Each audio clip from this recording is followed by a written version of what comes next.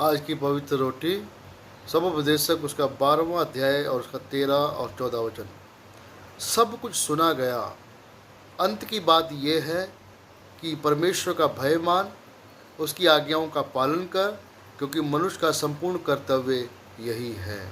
क्योंकि परमेश्वर सब कामों और सब गुप्त बातों का, चाहे वे भली हों या बुरी, न्याय करेगा। हालेलुया। सो मेरे प्रियो, बाइबल कहती है सब कुछ सुना गया, अंत की बात यह है कि तू अपने परमेश्वर यहोवा का भय मान और उसकी आज्ञाओं का पालन कर।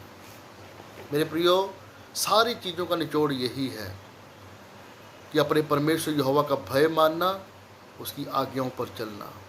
और आज यही मसीह समाज में, मसीह जगत में बात आपको कम मिलेगी।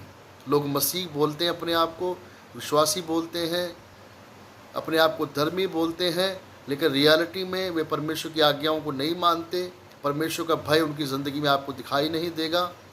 वे पाप में, गुनाह में, परमेश्वर के वचन के खिलाफ में जीवन जीते हैं। सो मेरे प्रियो, प्रभु का वचन कहता है कि यदि हम प्रभु से प्यार करते हैं तो प्रभु ये चाहता है कि हम उसका भय माने, उसकी आज्ञाओं का पालन करें।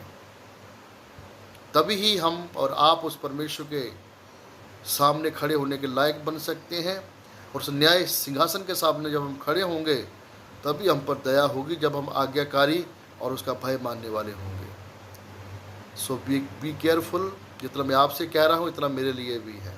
हम सबको खुदा का भय मानना है, उसकी आज्ञाकारी होना है, और आप देखेंगे परमेश्वर हमें ब्लेस करेगा और हमें कमाल की जगहों पर पहुँचाएगा।